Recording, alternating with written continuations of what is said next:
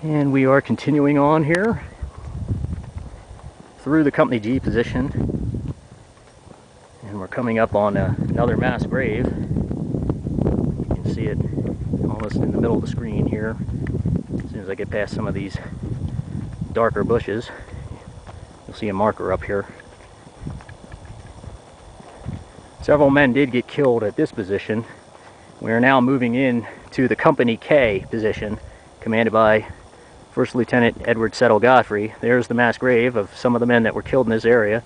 They were buried there.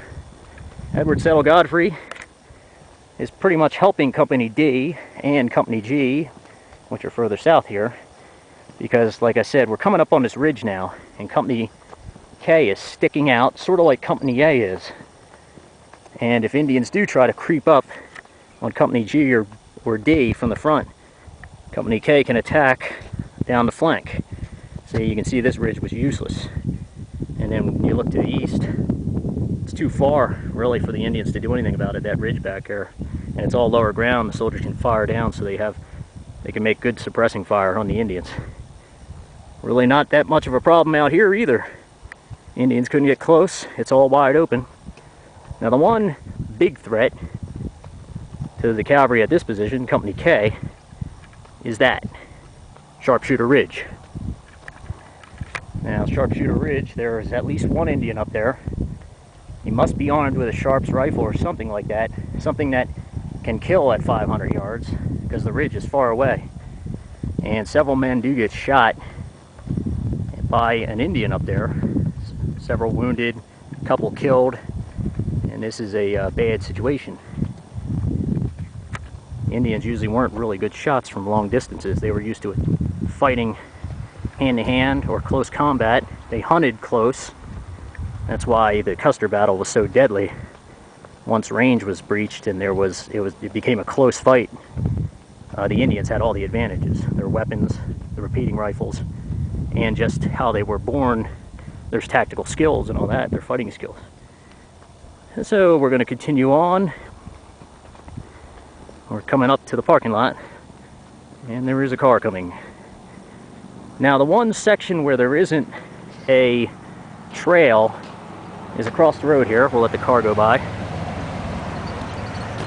This is the Company M position here. There is no trail, so you can't walk down it. Company M, under Captain Thomas French, likewise is dealing with Indians to the west, but they're also dealing with Sharpshooter Ridge. And the Indian that's killing people on the Company K sector is also killing men here at the Company M position. So John Ryan, who was one of the sergeants for Company M, he along with Captain French and a handful of men actually stood up and leveled several volleys at Sharpshooter Ridge. And at that point, no men were killed. No more men were killed at this line for the rest of the battle. So they either scared the Indian off or they killed the individual up there. Excavations done up on Sharpshooter Ridge back in the 80s actually found a Sharps rifle bullet impacted here on the southern slope of Sharpshooter Ridge. Sergeant John Ryan carried a Sharps rifle, so it was probably a bullet from his own weapon. And we're going to continue on.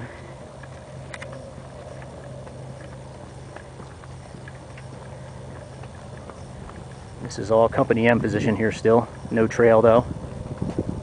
We'll roll around here to the monument.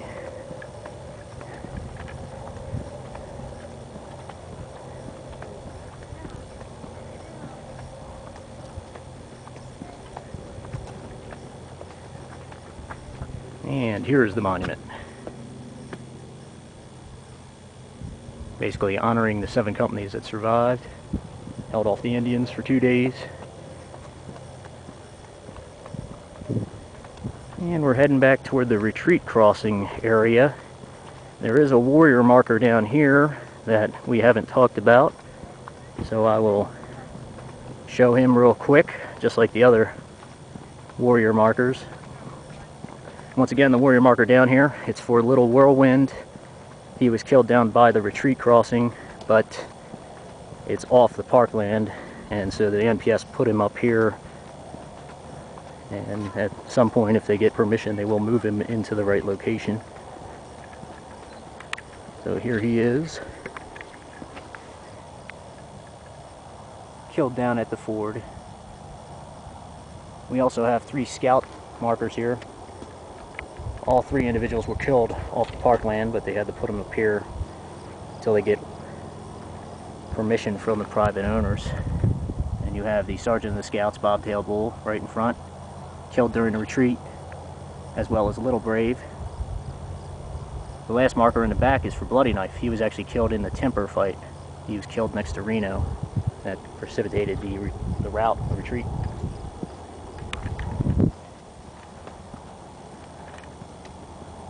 And we're going to move away from the Company M position, and we are getting into Company B now, commanded by Captain Thomas Mower McDougal.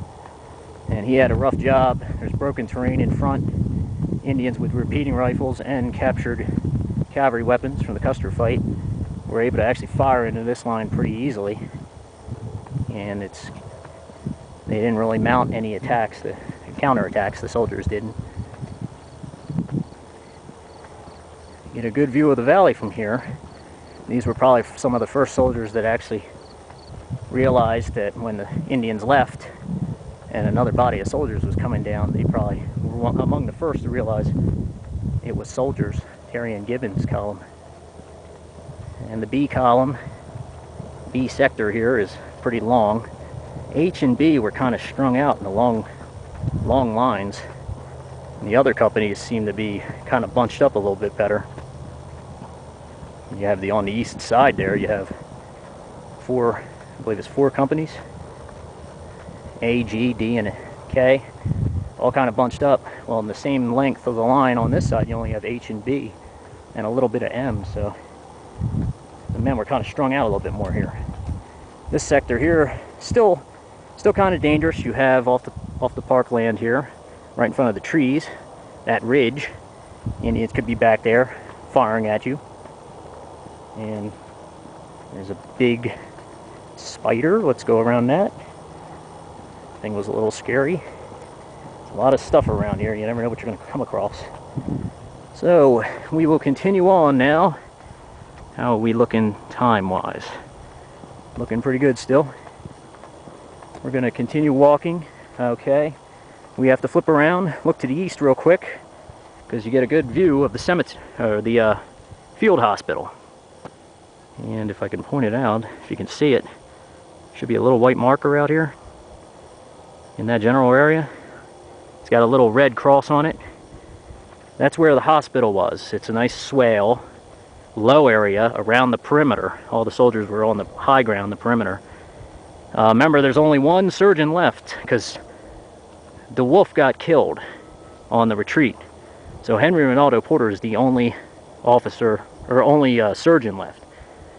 It's necessity that he survives, because you have wounded people, and if anybody else gets shot, you're going to need somebody to take care of them. So you can't lose your last doctor.